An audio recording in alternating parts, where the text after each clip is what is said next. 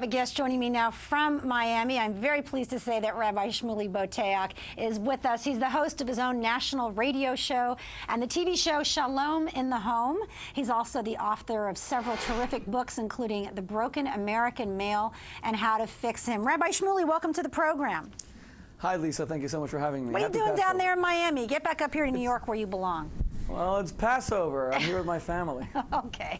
Rabbi Shmuley, on a more serious note, how do you assess this case? Do you see this as a hate crime? Well, Lisa, if this man was so crazy, if this insanity plea is actually accurate, how could he discern specifically going to shoot Jews? I mean, the last time I checked, people who are crazy and want to inflict violence on others, it's pretty indiscriminate. This seems incredibly premeditated. You have a man who said clearly that he has a major problem with Israel. He's a Muslim American. There are incredibly decent, God-fearing Muslim Americans. Then there are people who use their faith, unfortunately, to spread hate. This man killed in the name of that hatred.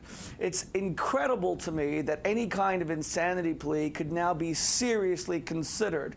He premeditated what he was going to do. He goes to the Jewish Federation of all places. He shoots a woman in the head.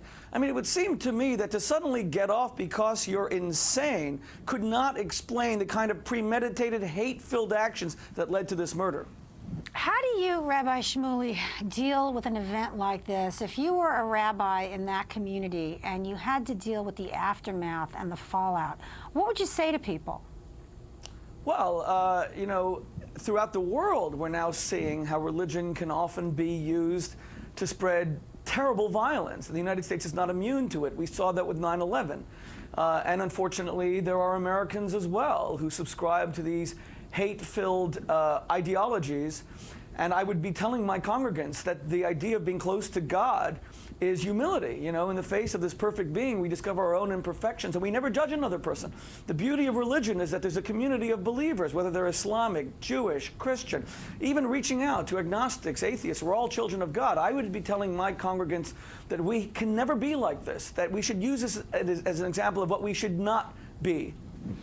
If your congregants asked you, Rabbi Shmuley, about forgiveness, is there a place for forgiveness in this story?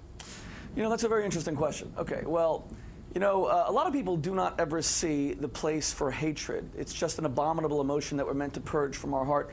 I actually believe that if we don't hate the truly wicked, the truly evil, then we won't fight the truly wicked, the truly evil. If you look at the speeches of Winston Churchill, he was not indifferent to Hitler. He hated him, and he used that word hatred repeatedly.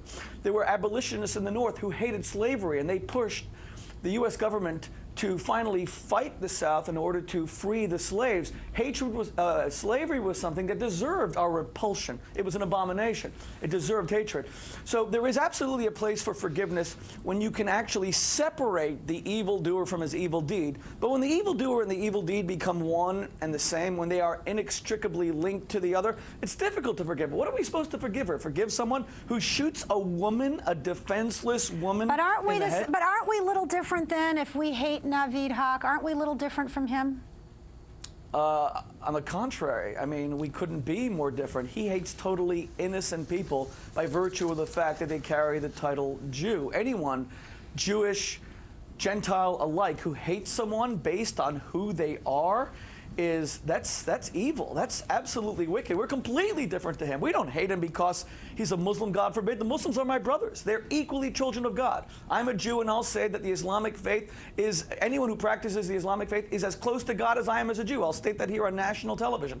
I don't dislike him because he's a Muslim, God forbid. I dislike him because he's a killer, because he's a murderer, because he shoots defenseless women in the head, for goodness sake. We couldn't be more different to him. I mean, Lisa, you're a highly intelligent, very beautiful woman whose show I love. Keep talking. Let me ask you seriously. Are you seriously suggesting we shouldn't I was playing devil's advocate. No, that we shouldn't hate the Klan, for example, the Ku Klux Klan, on the 40th I don't know. anniversary. The word hate is a tough word, and I got to go to break. I agree with you on strong, passionate, feelings and trying to eradicate evil. I agree with all that, and maybe just the word hate is the sticking point. But I got to get this break in now. Bring you in because what if Navid Haq is truly mentally ill and he had stopped taking his medication and he decompensated? Then morally speaking, forget legally, morally speaking, we really couldn't hold him responsible for what he did, could we? I mean, Lisa, I've met many people, as I'm sure you have, who are mentally incapacitated. They don't necessarily pick up guns and blow people away. I don't see that insanity has to lead to violence against others. I mean, if Nazir Haq is crazy, why didn't he shoot himself, for example? It's interesting that he took his aggression specifically out on a defenseless woman who happened to be Jewish in the Jewish Federation building. You know, you put all those calculations together. He gets on a 911 call and he says how angry he is at Israel. That sounds pretty darn calculating to me. We cannot begin to absolve terrible crimes in this country. We cannot overlook hate crimes. I mean, where does it stop? Was Osama bin Laden crazy on 9/11? Is he going to say that he was raised in a dysfunctional family of, I don't know, 50-odd brothers and sisters, and he wasn't given the love that he needed? Okay, but I mean, that, but this is a man who was already diagnosed as being bipolar. He was on some pretty serious medication. He's had some prior incidents. We haven't had the defense case yet, so I'm speculating a little bit. But in the Jewish faith, if somebody is truly mentally ill, and, you know, the psychologists testify convincingly that this guy had some serious problems and he decompensated off of his medication. We couldn't really hold him legally responsible if they proved that, could we? Well, but I mean, there's degrees of mentally infirm. Again, I ask you, True. because he may be somewhat, there's mitigating circumstances, and he may be not as culpable. But what does that have to do with picking up a gun and blowing someone's head away? I just don't get it.